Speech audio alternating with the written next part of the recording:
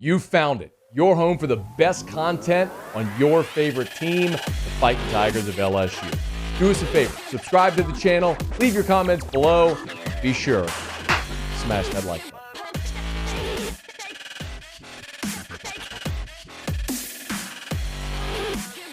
Watching LSU beat Mississippi State this week and the way that Jayden Daniels played, 93 rushing yards, 200 passing yards. If there's one criticism, Sean, it's been that sometimes Jayden is passing up throws to tuck and run, and as a result, these really dynamic receivers that LSU has, they're not getting involved. So how much of that is programmed? How much of that is coachable with Jayden?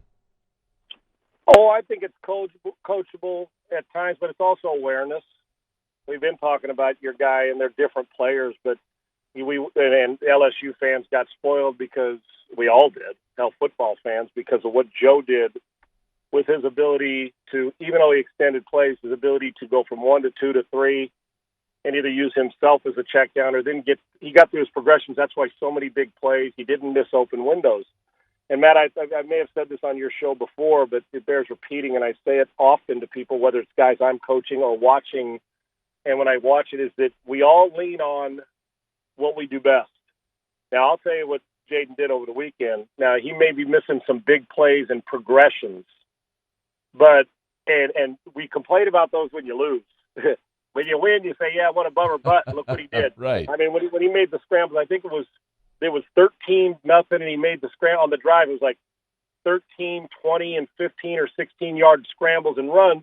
Well, you'll take them any way you can get them. And it led to I think it turned it to 13-7. That's exactly right. Exactly right. right. And if I'm not mistaken, and after that opening drive, it looked like, oh my gosh, here goes Leach's, team again.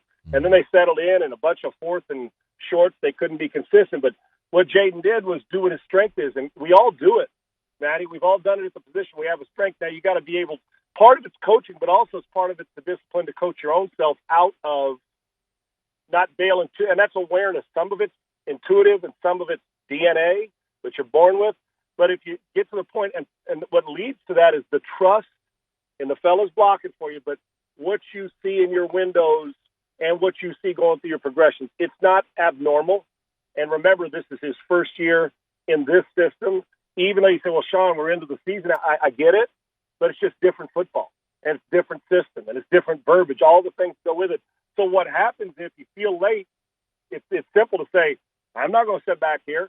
I'm better than those guys trying to tackle me. Let me go make a play. So I get it. That happens, Matt, more often in college football than you think.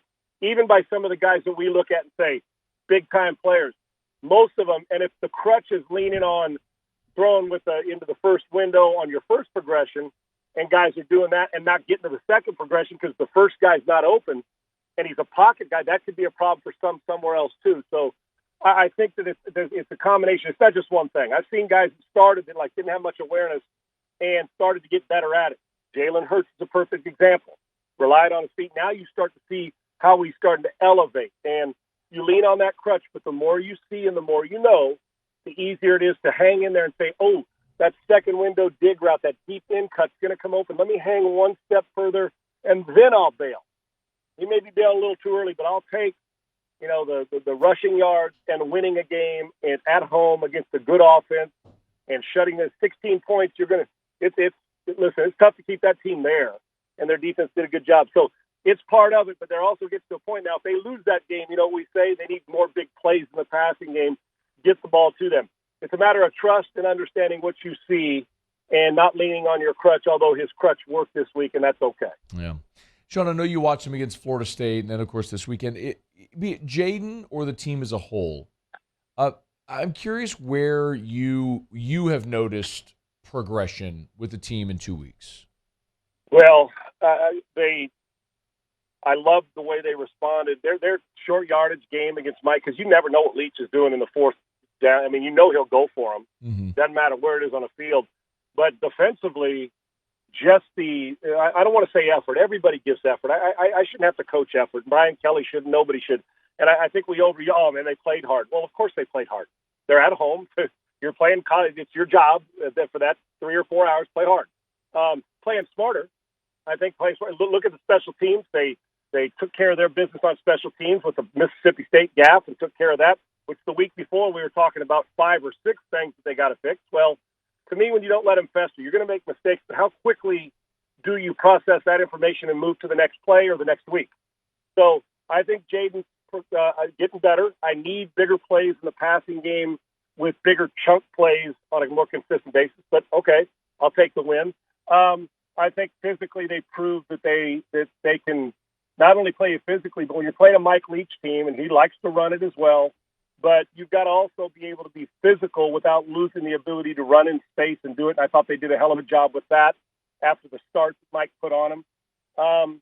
And we're going to start now with this game last week, Maddie, in the next 2 weeks, as you ask this question again and we do it.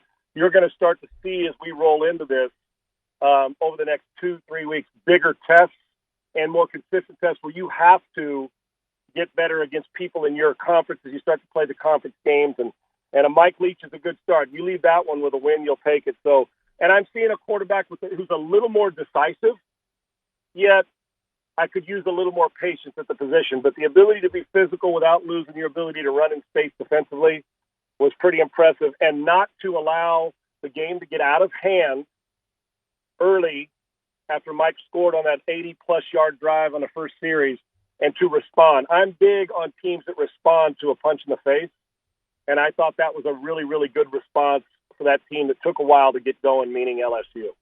He's on Twitter at Sean Unfiltered. You're right. I mean, look, New Mexico this week, but then when the calendar flips to October, it's at Auburn, Tennessee, at Florida, Ole Miss. I mean, we will. And real quick, Patty, about this New Mexico game, they're going to curb stomp New Mexico. I get that, but these are the type of games they're sandwiched in between a one they won. It's a tough competition, and their quarterback had been playing great football, and they were inconsistent in that game, meaning Mississippi State's offense. But that schedule that I talked about, when you get into conference play, it's one after the other.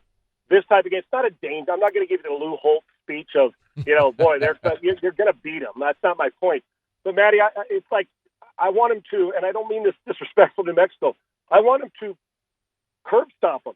I want to see – you watch Georgia play, and I know they're not Georgia, but they hammer the teams they're supposed to, right? I mean, they leave no questions asked. You go into the tape the next day saying, you guys didn't come ready to play because you're supposed to win by 45, and they do. And then they put it on teams that are supposed to be competitive.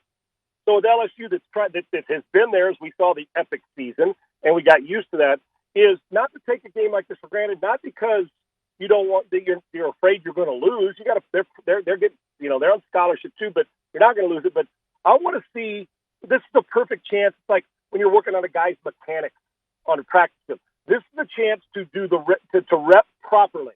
You're too skilled to lose this game against New Mexico, but not to take that for granted, to still run crisp routes. So I learn a lot about teams in games like this, Matt. I do. I do watch them fairly closely if I'm coaching, because I want to see if you're one of those guys or one of those teams that just plays down to competition all the time. They need to punch them in the mouth and get themselves another bit of confidence moving forward. Great game for Jayden. Take some shots. Take some shots on second and one, and you got a man-to-man coverage. Get those guys the ball down the field, and let's see what they can do, because you're going to need it in your next 4 and beyond opponents for sure. The Tigers are a 31-point favorite against New Mexico. It should not be a stressful day in Tiger Stadium. Right. It should That's not right. be. Hey, thanks so much for watching. Please leave your comments. I love to interact, and be sure to hit the red subscribe button below.